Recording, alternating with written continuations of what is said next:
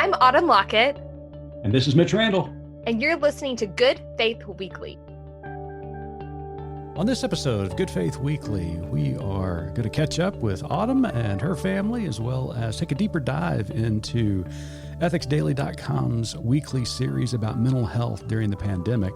And then in our final segment, we're going to be interviewing Reverend Fran Pratt from North Little Rock. She serves as worship pastor at Peace of Christ Church there in North Austin. And she's also the author of a wonderful book about liturgy, Call and Response, Litanies for Congregational Prayer. So you'll want to make certain to stay tuned for that interview. Autumn, how are you this week? We are doing well. All of our children have wrapped up their school, and so we've said goodbye to friends, and the summer has officially begun, even though it kind of feels like it started March 13th. It does. It's starting to kind of feel like summer. I mean, here in Oklahoma, where you and I live, storm season is upon us, and so warmer temperatures, more humid air. Sunshine is beaming down, but so it's starting to feel a little bit different, and certainly makes you want to go outside. I know that. It definitely does. It does. How are things on your end? We think we're doing okay. Just trying to wrap up the school year. My oldest son just graduated from Emerson College in Boston. He was unable to have a commencement like thousands of others across the country. But Emerson did a really nice thing last week. Emerson is located there in downtown Boston for any listener who's been there. It's right across the street from the Commons area on Boylston and Tremont. And so about nightfall, as night was falling there in downtown Boston, they did a light show on one of the dorms, happened to be the dorm where my son stayed his freshman year. And they scrolled all of the names of the graduates up and down the building there, and it was just a really nice tip of the hat to the graduates. I know many schools are trying to do everything they can to honor our graduates, knowing that it's just a very difficult time for high school and college graduates across the country. So it was nice. So he graduated. My youngest son is still working on his last semester at his current college. So every now and again, our listeners may hear him throw a book against the wall as he's in French 4 or 5. I can't remember what class he's in right now. But yeah, he's finishing up as well. But we're doing well, getting by. So you guys got big summer plans? Anything? How are you going to do summer during the pandemic? Well, we're going to just stay home, I think. I'm really, thankful that we have our kids spread out the way that we do, because we're able to sort of get them all on their own paths doing things. But it's been kind of funny. They come together and usually right around it's time to go to bed, they're suddenly all four playing so nicely together. So hopefully some more of that, and just being outside. We got the sprinkler out in the front yard, I guess 2 nights ago. And that really to me felt like summer, just the smell of that water on the sidewalk. And I think it's going to be a slow summer, which is kind of nice. Yeah. Well, we've been throwing a little bit more, or a little extra chlorine in the pool, hoping that it kills any COVID that's out there in the backyard. Yeah. So we were very fortunate to have a swimming pool, and so we've been kind of hanging out by the pool. Actually got in the other day on a really warm day, so that was nice. My wife and oldest son, as I said, he's just graduated from college, but one of the things he had to do, he was actually studying abroad at Emerson's campus in Los Angeles, California this last semester. So when they shut the campus down, we had to bring him home immediately from campus. His plan was to stay in California after his graduation, but because everything was so uncertain, we flew him home. He had a car out there, turned in kind of a logistical nightmare for us. But at any rate, long story short, my wife and son flew out to LA this past week, and they were pretty anxious about it. My wife, kind of gave me a report with each airport that she went through. She told me that the airlines were operating at about 85%, which was a little startling for us. We felt like the planes would have a little less load than that, but they're operating about 85%. She was pleased to report that a vast majority of people were wearing masks on the plane. There was only one or two individuals who did not wear masks, and the flight attendants told her that they could not mandate them to wear masks, which we thought was something they could mandate, but they told her that they couldn't make them wear masks on a plane. So at any rate, but she was pleased that a majority of people were taking it seriously. She flew through Dallas-Fort Worth on her way out to L.A., said that DFW, which is one of the busiest airports in the world, was about half full or 60% full, and everybody was at least making an effort to keep their distance. So, but they made it out there safe, and then started the long drive back from Los Angeles to Norman, Oklahoma, and stayed at a hotel along the way in Flagstaff, and finally made it back. And now they have decided to quarantine themselves in one of our rooms here. So I get to play butler for a couple of weeks here, making dinner, doing laundry, leaving room service by the door so that they can get it. That's actually really well played by her, I think. Sort of a reverse Oregon Trail, where you just land in opulence with a swimming pool in your backyard, room service. Yeah, I mean, she's just should be so lucky. She's living the dream. But all of this travel angst and looking towards a stranger than normal summer by any means has left a lot of people, feeling a little bit depressed, and some people a lot depressed. Mental health is a big issue during this pandemic, and I think is going to continue to be as trauma from people who have had COVID, people who have lost jobs, the world changing all around them is going to continue to be an issue. And so you and I are going to take a little deeper dive in our next segments. So stay tuned. Welcome back to Good Faith Weekly. And in this week's deeper dive, we're going to talk a lot about mental health. It has certainly been an issue over the last 3 months as individuals and families have found themselves quarantined. Some people who have been infected by the virus, others who have died from the viruses, families mourning their loved ones from a distance, people losing their jobs, all kinds of travesties taking place over the last 3 months. And still the future is unknown. This week at ethicsdaily.com, we have actually been running a series of columns that you'll want to check out regarding mental health. So, Autumn, lots going on at our website, but I know you got your ear to the ground. What are you hearing from your friends about their mental health and how are things going? Yeah, I feel like the pandemic has come at a time when mental health is sort of a hot topic, and I think that's good. Later in our interview, you'll hear Reverend Pratt refer to herself as an elder millennial, which is what I am. I'm an elder millennial. I'm 82, so I'm just right there at the cusp. You look great for 82. What is it? I said you're 82? That's right. That's right. Exactly. What you meant to say is you were born in 82. Yes, I was born in 1982, which is like just right there at the cusp.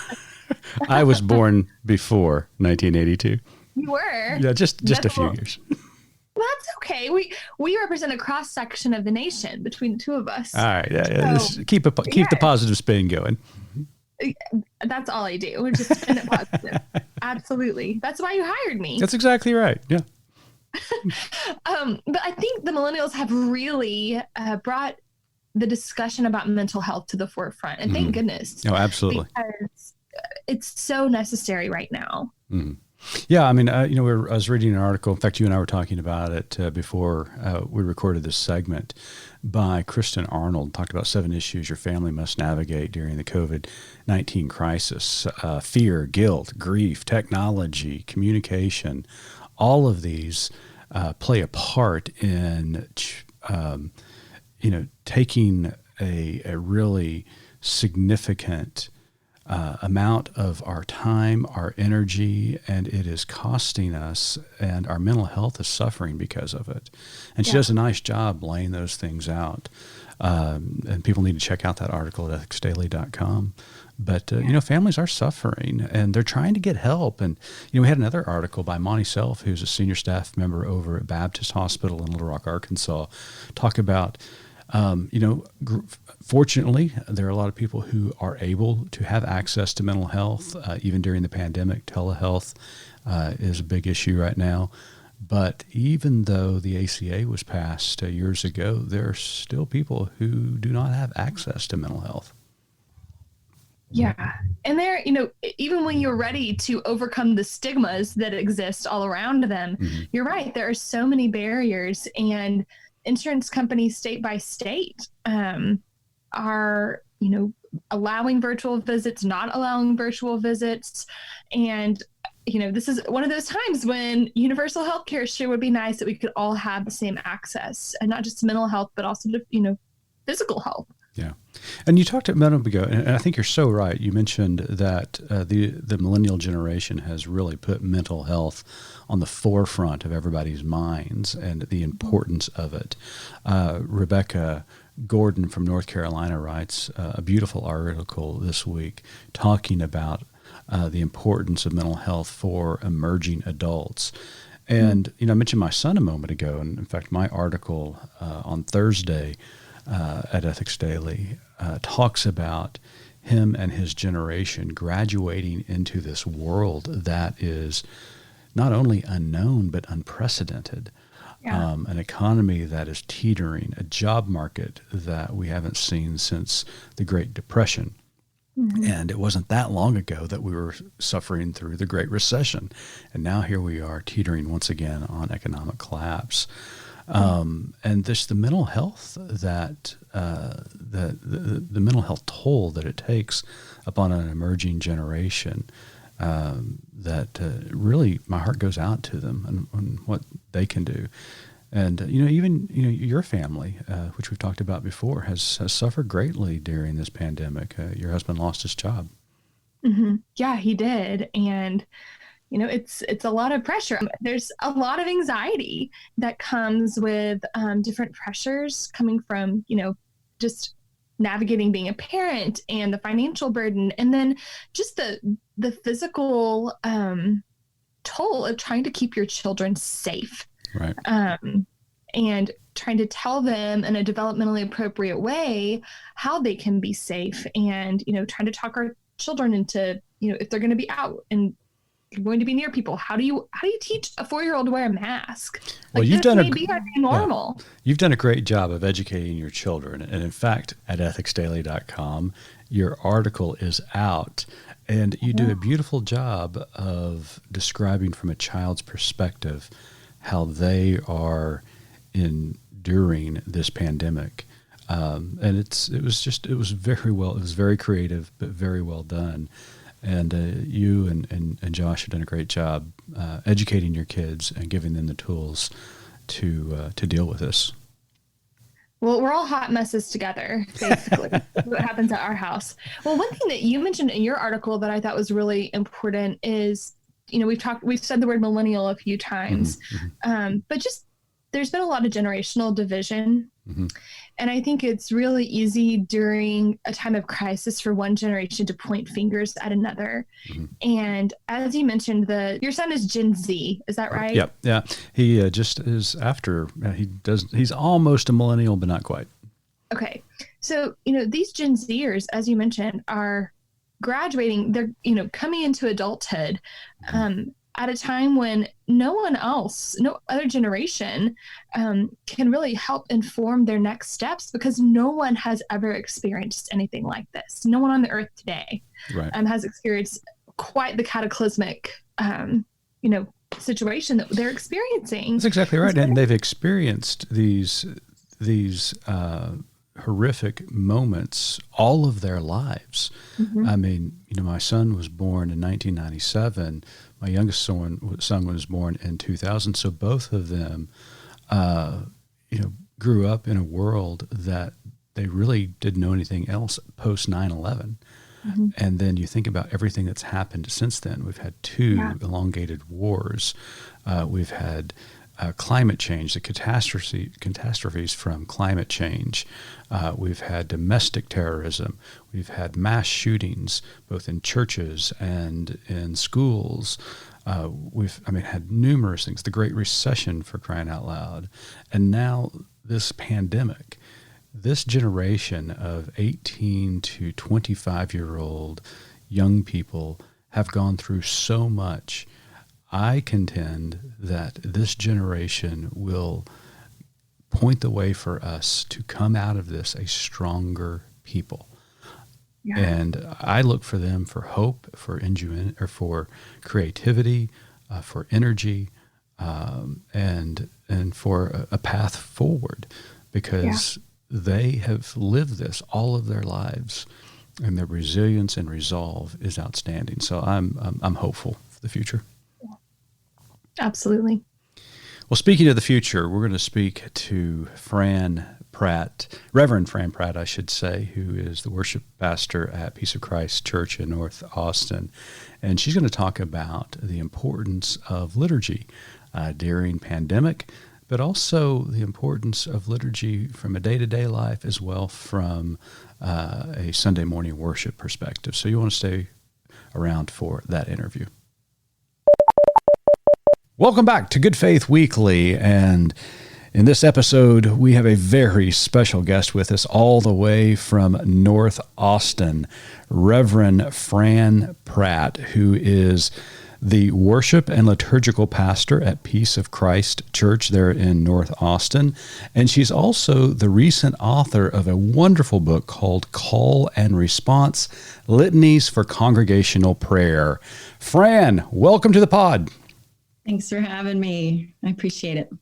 Well, it's great to have you here this week, and we're excited to get a chance to visit with you, especially about the book and liturgical service. It kind of goes against the grain of what a lot of people think about when they think about emerging generations and worship. But we're really excited about this conversation today. So my first question was just as I looked through your website and kind of through some of your litanies, and you came very highly recommended to us by Zach, who's in your church, Zach Dawes, and he said you have to talk to Fran because she's so thoughtful, and after we read through some of your work, we agreed. Your pieces are artful and poetic. So tell us a little bit about Fran as you were growing up. Were you artistic? Did you have a favorite author or poet who inspired you to this career? I was an artistic child. I was a shy and awkward, bookish child, and always constantly had my nose in a book. And books were my friend and my relief from boredom and pastime. And, I don't remember favorite authors that I had from then, but I'll tell you this, the books that are my favorite books now are the ones that I wish that I had read as a child. And they're primarily epic fantasies. Oh, wow. Oh. For instance, the Space Trilogy from C.S. Lewis and the Chronicles of Narnia and Lord of the Rings and Harry Potter and Wrinkle in Time, books like that are my favorite now. And that I try to get my 9-year-old to read. And I think the reason I'm such a sucker for epic fantasy. And I think that the reason is because I think humanity's greatest gift, or one of our greatest gifts, well, let me say two. Two of our greatest gifts are our imagination and our curiosity. And to me, those two very human assets are so exemplified in epic fantasy, especially the epic fantasy that's written for a more childlike mind, for a more wondering mind. So that stuff captures my imagination, and I think of the Christ as being the epitome of curiosity and imagination, and so. I was going to say, would you qualify the Bible as epic fantasy? Sort of. It's in that genre. Hang on, Autumn. Now you're getting into some serious theological conversations. Well, the Bible can be very swashbuckling. Oh, I love that. Save that. I love that. is in fiction, but fantasy is in, it's suspense. You have to use your imagination to read the Bible. Mm-hmm. And it's a record of the human imagination trying to connect to the divine imagination. So, yeah, I mean, I think that's all there in that. Yeah, I want to echo what you just said because, growing up reading fictional materials, I was always just really struck by how many biblical themes we see in a lot of fictional writing. And of course, you mentioned Lewis and Tolkien that are extremely saturated with biblical ideals, biblical themes, certainly this idea of good versus evil in the world and how justice can be played out. So this is a great conversation. So good. Yeah. Yeah, absolutely. So you wrote, first of all, I have to ask you, who designed your book? I happen to live with a world-class designer. I sleep in the bed with him, and he lives in my house with me. My spouse, Jordan Gadapy is his name. He's a designer, and, he and I have known each other for 20 years, I guess, and he gets me. And he was able to design that beautiful cover that it was able to translate from the body of work into an image that made the cover. And of course he typesetted as well. So yeah. It's stunning. I could picture it in the highest of church, like in the back of the pew alongside a hymnal. Mm-hmm. Truly. I mean, it was just, you could take it up and read it. Exactly. The Book of Common Prayer, if I'm really dreaming. I love it. So the book is called Call and Response, Litanies for Congregational Prayer. What made you decide to write it, and can you tell us a little bit about the process? Well, I started writing litanies in 2013. That's pretty new. That's a pretty recent occurrence. Yep. I wasn't even exposed to liturgy until about 2009, because I grew up in very evangelical context. Right here, girl. Right here. Yep. I didn't even know what liturgy was, and I didn't know what mystery it could hold and what beauty and how. And so I just had a very visceral experience, which is the intro to the book, explains the experience of how I call it how liturgy saved my life, because I really do believe that it saved my faith in so many ways and kept my ship from sinking. But I was at the time when I discovered litany was for the first time in my life attending a liturgical church, and that was very, very new. So then a few years later, I'm back in a more evangelical setting, which I'm no longer in anymore. But at the time I was, and I was missing it. Gosh, I missed it. So I would come home and practice more of this contemplative, liturgical, personal faith here in my studio that I'm in now. And then, go on stage at church and lead my 5 rock songs, with my band. Yeah, sure. And I was longing for the liturgy again, and I couldn't find, after endless Googling, couldn't find litanies that would translate for my congregation. Mm-hmm. That the language would be accessible and the themes would be relevant to us. And I just couldn't find it. And finally I was like, well, I guess I'm gonna have to write it. So there you go. My practice of writing liturgies grew out of there being a vacuum that I couldn't find what I needed for my people and my context. And then it evolved over the years into the art form that it is now. And for me, it's both meditation and spiritual practice and personal expression, and a way that I connect to issues that are happening in the world. So now it's more than that, but that's how it began. And eventually after starting my website in 2015, got a lot of requests for, we need a book. And so it took me a few years to get it going, but I did eventually. Yeah. I had small children, so it took me a bit. I feel that. Yeah, right. Now, friend, you mentioned you didn't grow up in a liturgical tradition, but more an evangelical tradition.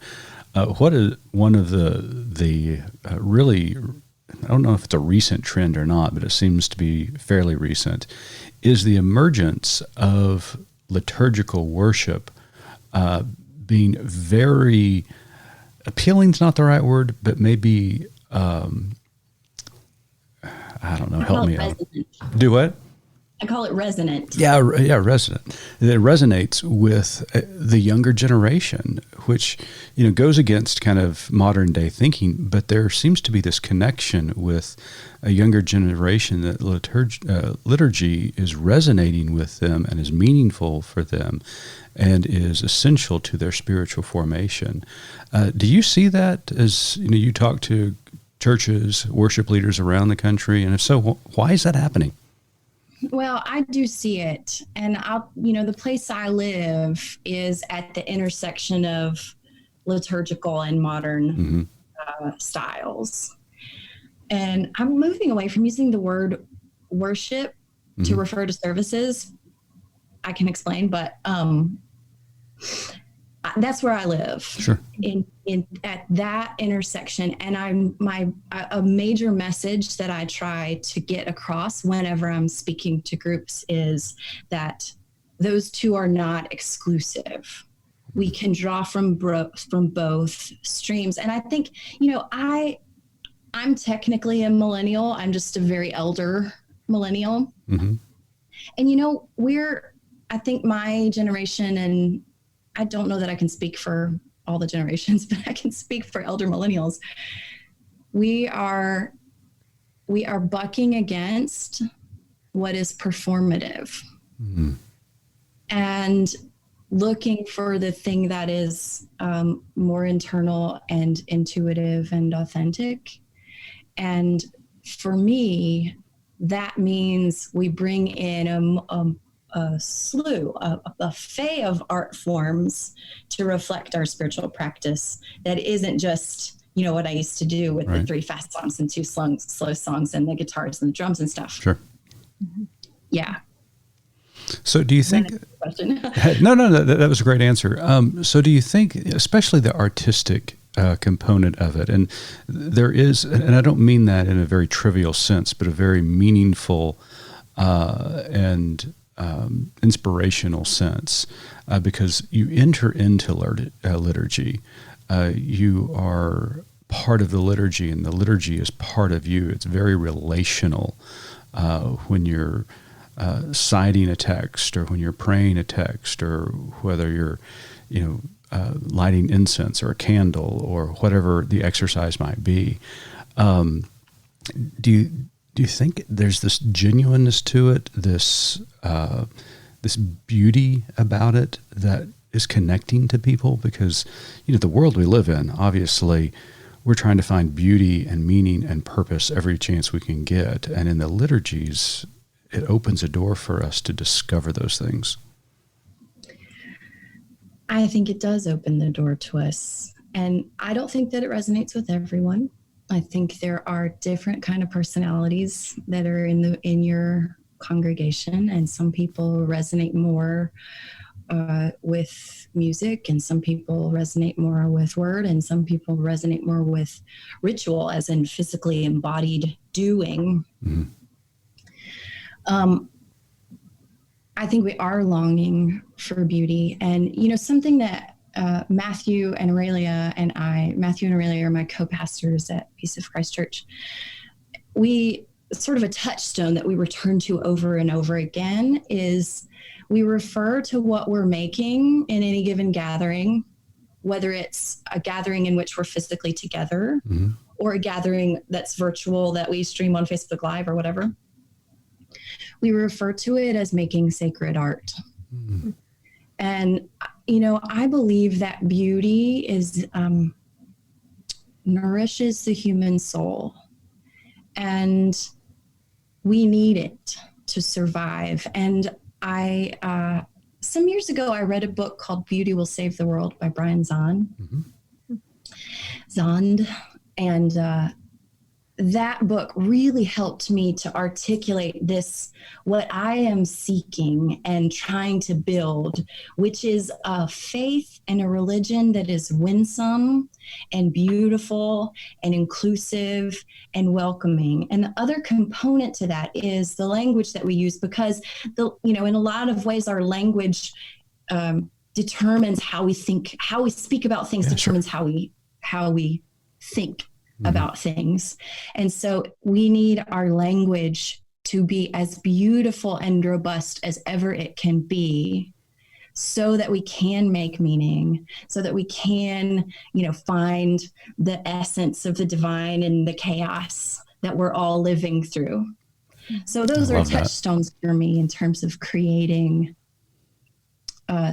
services that what we hope will do is, and this is another idea that we touch a lot on and that I do, and especially as a person who plays music and leads worship, and that is creating space.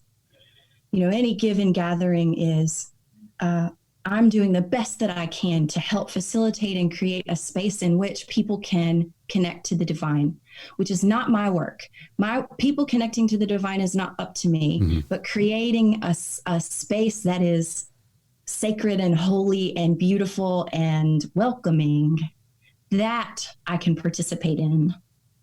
I love that. That's great. That's a lot of thoughts. Speaking about chaos, and you mentioned that just a moment ago, people are at home. Churches are still not gathering, at least those that have a sense about them, but they're gathering online and stuff like that. For our listeners who find themselves at home and who are thinking about liturgy, or maybe they attend a church that has flirted, it's probably a bad term, but flirted with liturgy, and want to begin to instill liturgical practices into their own life. And right now during this chaos, certainly would recommend these practices. What are some practical exercises that you can give our folks? Well, a couple that come to mind are, I'm fond of saying and posting on my Instagram, I'm fond of saying that gratitude is spirituality 101. Mm-hmm. Basic spirituality across traditions, across wisdom traditions, is gratitude. And I believe that it is so important for us to do that if we want to become, if we're Christ followers and we want to become mature in that.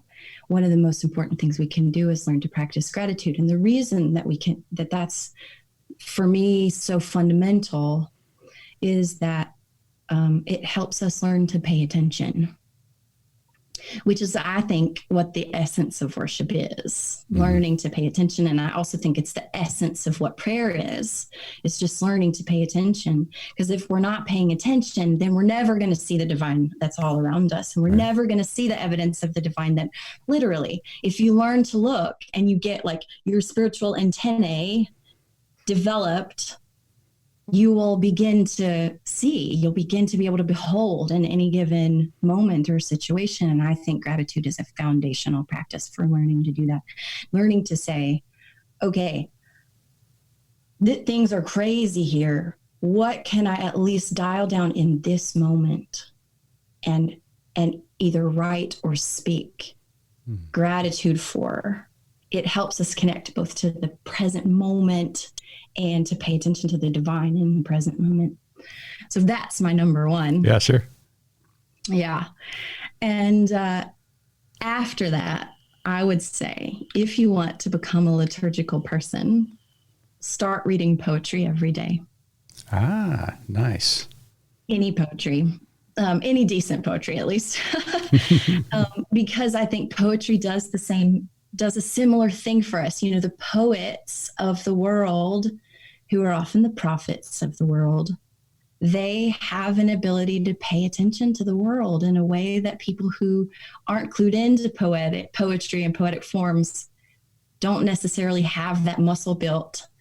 And I believe that learning to see the world as a poet sees the world really helps us become, liturgy is the work of the people. Mm-hmm. If the work of the people is, walking humbly and doing justice and loving mercy, then we have to be able to learn to pay attention to the world around us. And I think that poetry and gratitude both teach us to do that. So I love it. It's my favorite too. Well, speaking of poetry, I think Autumn has a request for you. Well, yeah. So as I was reading through some of your liturgies, it did feel like poetry to me. It felt like you could be in front of a coffee shop and people might be snapping along, right? And I love Christmas more than most things on this planet. And so I, of course, had to go through some of your Advent readings that you have available. And I came across one that I sent to you. So will you take us through just a little, so we can all get a little bit of a glimpse of your writing? Sure. And just before I begin, I often write alongside the lectionary reading for the week, for the Sunday. And so this litany is for Christmas Eve, year A in the lectionary cycle. And I would have written this alongside whatever scriptures were presented on year A for Christmas Eve. So this is Litany for Silent Night. This is a snippet of it, at least. The most monumental works are done in the smallest increments. The most glorious hymns are sung by the croakiest voices. The most brilliant cathedrals are built by the roughest hands. The most fervent prayers are prayed by the gentlest souls. Even as the tiniest baby, the Christ was telling the glory of God, the highest heights are made low for you. You level the roughest terrain. Wow, that was beautiful. So lovely. Yes, thank you so much for that gift. Absolutely. So at Good Faith Media, our tagline is "There's more to tell." So can you tell us, in this time of pandemic and a new normal, what is your more to tell?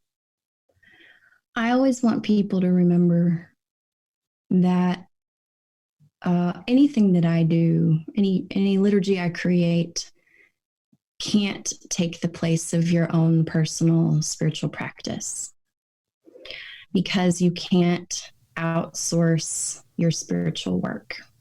I can't do it for you. And we each of us, it's this very Baptist idea of personal responsibility. And I think that is true. Yes, the divine carries us along, but we do have personal responsibility for our spiritual work.